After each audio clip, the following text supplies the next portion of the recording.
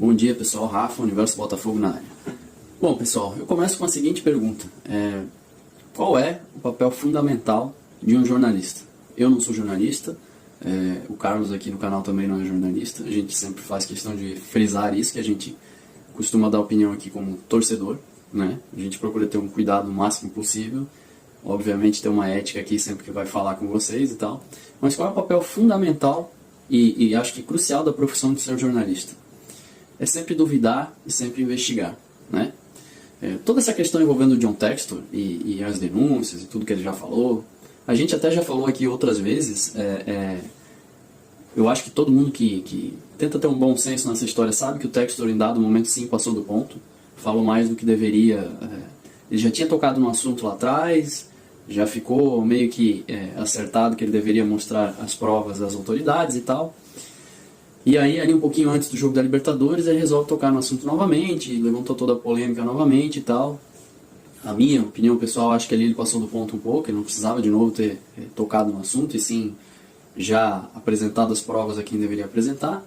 Mas, ao mesmo tempo, acho que fica evidente que ele talvez fez isso para realmente provocar de novo o assunto e realmente agitar essa questão nos bastidores, como de fato ele conseguiu, né? A CPI saiu do papel, STJD que ironizava ele resolveu chamar ele para depor, enfim. Eu acho que ele conseguiu realmente mexer com o brio dessa galera, né? E aí, gente, ontem, depois de tudo que aconteceu, o depoimento dele e tal, fica nítido o papelão que muitos e muitos jornalistas, principalmente da mídia esportiva, passaram nessa questão toda.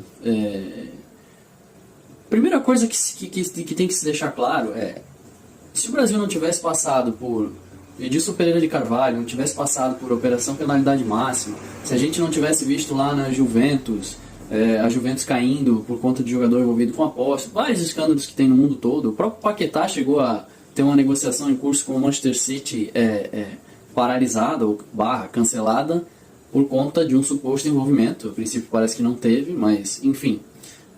Isso mostra que esse tipo de corrupção chega nas grandes e maiores ligas do mundo todo.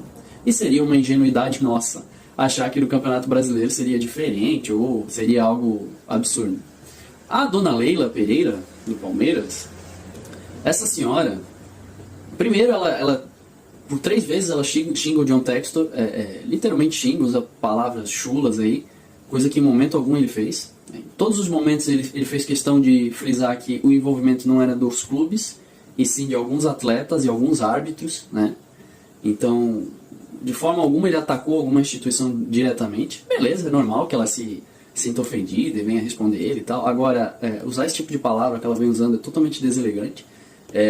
Falar em país sério, sendo dona da Crefisa junto com o marido dela, chega a ser ridículo, patético, né? Uma empresa que a gente não precisa falar o que eles fazem com pensionistas e aposentados, cobrando juros de 900% ao mês, um estupro, né? Um estupro financeiro. Então, esse tipo de gente vai ficar incomodada como está ficando, né? Ao que tudo indica, ontem com os fatos que ele apresentou e pela reação lá do STJD e agora do pessoal da CPI, realmente é algo muito sério. Ele tem realmente indícios importantes, não sei se ele tem alguma prova cabal, assim, alguma coisa, um áudio comprometedor e tal, mas ele tem um material vasto, que não é só baseado em inteligência artificial, né? Existem métricas aí para medir isso, até vi uma pessoa falando, existem um jogo para se tornar suspeito, ele tem que ter 5 lances suspeitos nele, e a partir desse momento eles começam a analisar aquela partida. O jogo Palmeiras e São Paulo, por exemplo, que é o jogo que o Textor cita, tiveram mais de 50 lances suspeitos, né? Então, assim, nada ali é feito de maneira amadora. Realmente existem métricas ali para se ver. Pode acontecer de ter um evento esquisito, pode. O próprio Botafogo e Palmeiras no Campeonato Brasileiro aconteceu uma virada ali, o Botafogo entrou num modo zumbi ali no segundo tempo. Agora, eu volto a falar, o principal papel do jornalista nessa hora é dúvida, é investigar. Eu acho que a maneira que a imprensa tratou o John Textor nessa situação até agora é constrangedora e vergonhosa. A gente sabe por quê também em alguns momentos.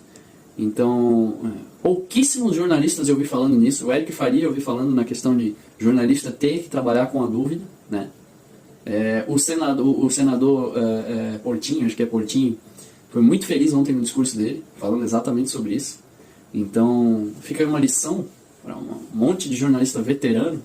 A gente sabe que muitas vezes é por má vontade mesmo e por método fazer esse tipo de coisa, mas um amadorismo assim bem feio, né? E tomara que o texto realmente tenha várias e várias provas ali e que no fim a gente possa dar risada de quem ridicularizou o cara quando ele falava sobre isso e fala isso para o bem do futebol brasileiro.